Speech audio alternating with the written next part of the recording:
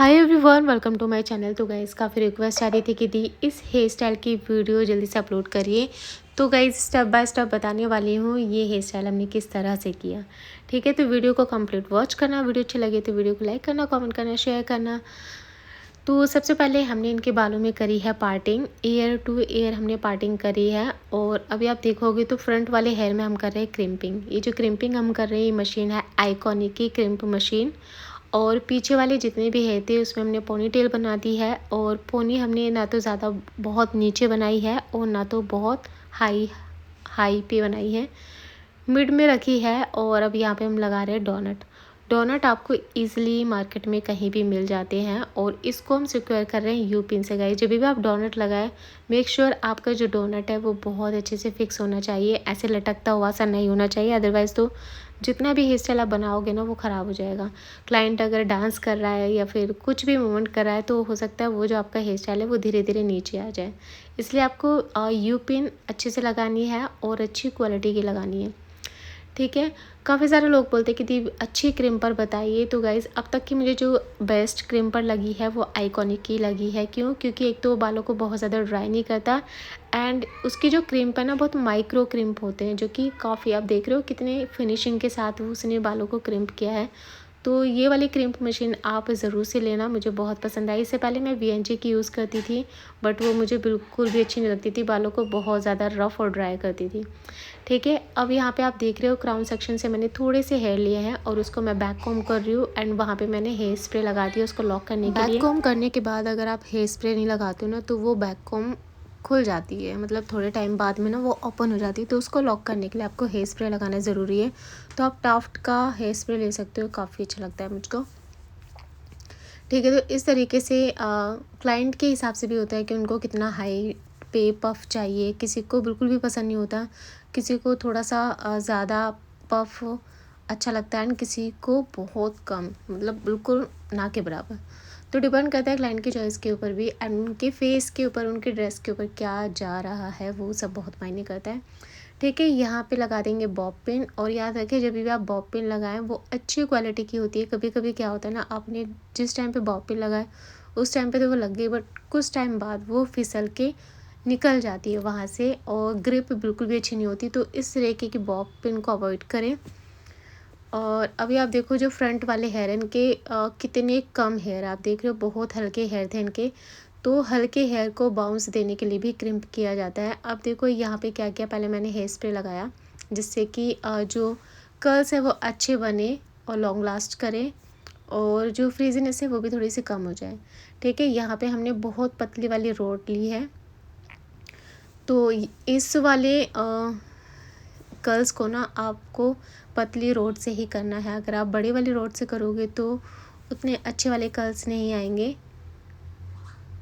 तो गाइस ये जितने भी मैं प्रोडक्ट्स यूज़ करूँ ना इन सब के जो बाय लिंक है मैं डिस्क्रिप्शन में दे दूँगी, अगर आप भी जाके लेना चाहें तो ले सकते हो। और ये जो मैं मशीन यूज़ कर रही हूँ ना ये कैमे की मशीन है guys and only 600 to 700 rupees के अंदर में मुझे मिली थी। सच में बहुत अच्छी है, काफ़ी टाइम से यूज़ कर रही हूँ, अभी तक इस मशीन का कुछ भी नहीं बिगड़ा।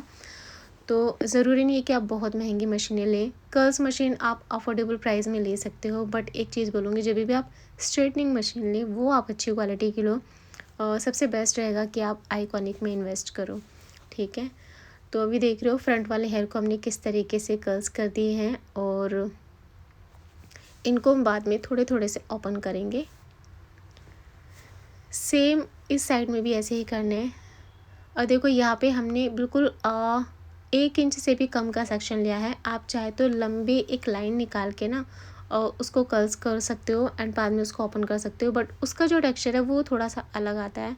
एंड जो मैं अभी कर रही हूँ इसका जो टेक्सचर है वो थोड़ा सा अलग आता है। आजकल बहुत ही ना गाइस ब्राइडल भी इस तरीके के हेयर स्टाइल कराना पसंद करते हैं। आप इस हेयर स्टाइल को किसी के ऊपर भी दे सकते हो, साड़ी, लहंगा एंड किसी के ऊपर भी बहुत अच्छा लगता है। और जिसके हल्के बाल हो ना, जैसे इनके आप देख रहे हो फ्रंट में बहुत हल्के हेयर थे, तो हल्के हेयर में अगर आप इस तरीके का कुछ हेयर स्टाइल दोगे तो वो बहुत सुंदर लगता है। तो देख रहे हो सारे बालों को कर दिया हमने कर्ल्स। अब मैं किस तरीके से इनको मैनेज करूँगी, बहुत ज़्यादा फुला फुला भी नहीं लगना चाहिए एंड बहुत ज़्यादा ऐसा बैठा हुआ भी नहीं लगना चाहिए।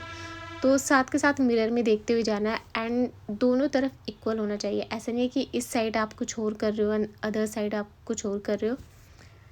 तो इस तरह से आप किसी की हेल्प ले लो या फिर डायरेक्ट आप किसी यू पिन के हेल्प से उसको सिक्योर करते जाओ। एंड थोड़ी सी हमने इनकी फ्लेक्स भी निकाली थी इसी में से, तो देख रहे हो कितनी जल्दी से ये सिक्योर हो गए। यहाँ पे हम लॉक करेंगे बॉब पिन से। गाइस अगर आपको समझ में नहीं आ रहा ना कि किसके ऊपर हम क्या हेयर स्टाइल करें, तो ये वाला कर दो, सबसे इजी है, बिल्कुल भी टफ नहीं है। हल्का सा आप बाउंस दे दो, पफ दे दो एंड फ्रंट वाली जितनी भी हेयर है ना सबको कर्ल्स कर दो एंड इस तरह से आप सिक्योर कर दो। बहुत ईजी है, बस कर्ल्स करने में थोड़ा सा टाइम जाता है, बट अगर आपको कुछ नहीं समझ में आ रहा तब ये वाला हेयर स्टाइल कर दो। क्लासी भी लगेगा एंड क्लाइंट के ऊपर अच्छा भी लगेगा, क्लाइंट आपका खुश भी हो जाएगा। और पीछे से देखो कुछ इस तरह से लग रहा है, तो मेरे क्लाइंट को तो बहुत पसंद आया। आप बताना ज़रूर कि आपको ये कैसा लगा। पीछे से देखो आप कुछ भी कर सकते हो, चाहे तो आप इसको ऐसे ही छोड़ सकते हो एंड चाहे तो आप इसका बन बना दो, चाहे तो कर्ल्स कर दो या फिर एक्सटेंशन लगा के पीछे सारे बालों को कर्ल्स कर दो। तो पीछे सारी चॉइस होती है कि क्लाइंट को क्या चाहिए, बन चाहिए, ओपन में चाहिए या फिर आप किस तरीके का लुक कर रहे हो। ठीक है, तो हमने पीछे लगाया था इनका डोनट के बाद हमने इनके हेयर को यू पिन से अच्छे से सिक्योर कर दिया। बाकी जितने भी बचे बाल है ना उसमें मैं क्या करूँगी, इस तरीके से ट्विस्टिंग करूँगी, क्योंकि पीछे से भी इनको थोड़ा सा मैसी सा लुक चाहिए था। ट्विस्टिंग करने के बाद फिर एक पतली सी एक लेयर लेनी है और उसको ऐसे खींच देना है। तो इससे क्या होगा, मेसी सा एक फ्लावर्स बन के तैयार हो जाएगा। बहुत फिनिशिंग के साथ नहीं, मैसी टाइप का, बट ये बहुत जल्दी एंड बहुत प्यारा लगता है। ये देखो सीधे आपको थोड़े से हेयर लेना है एंड थोड़े से बाल को पकड़ के ना सबको खींच देना है आपको। सुमन ऐसे ट्राई कर रही थी करने का, बिकॉज उसने उससे पहले कभी इस तरीके से किया नहीं, तो मैं समझा रही थी कैसे करना है। तो हो सकता है एक दो बारी आपको थोड़ा सा मुश्किल लगे ये, बट हाँ जब आप प्रैक्टिस कर लोगे तो बहुत ईजी हो जाएगा। देखो हर तरीके के लुक आने ज़रूरी है, ज़रूरी नहीं कि आप एक ही स्टाइल को हर किसी के ऊपर चेप दो। तो आपको 6-7 हेयर स्टाइल आने तो चाहिए अगर आपका सैलून है। अच्छा देखो यहाँ पे मैंने लिया है पाउडर। ये क्या काम करता है, जो भी स्कैल्प दिखती है ना, जैसे किसी के हेयर बहुत कम होते हैं, मांग दिख रही होती है, पोलनेस जिसकी ज़्यादा होती है, तो उसके गंजापन सा दिखता है, तो उसको वो हाइड करने के लिए ये पाउडर मैं डालती हूँ उस पर। एंड अभी आप देख रहे हो बिल्कुल भी इनकी स्कैल्प कहीं से कहीं नहीं दिख रही है।